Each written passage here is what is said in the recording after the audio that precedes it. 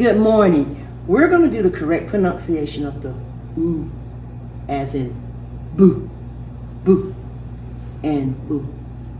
We were working with our sound wall with our children. We're learning to look at the mouth position and using their sounds. Ooh, boo.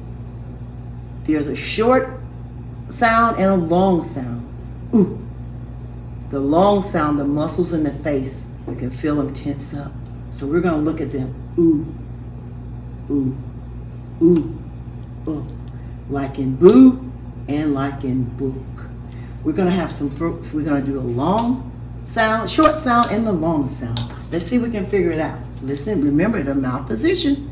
Would, would. That's going to be short. Hood, hood. That's going to be short. Remember, the muscles in the face will have to balloon, balloon. Feel my face? Spoon, spoon. Tense in the face. Long, ooh. Foot, foot. Not much. Very relaxed. Roof, roof. Long, roof, roof. It'll be a long sound. Let's look at moon, moon, long. Our last one, hook, hook, very relaxed.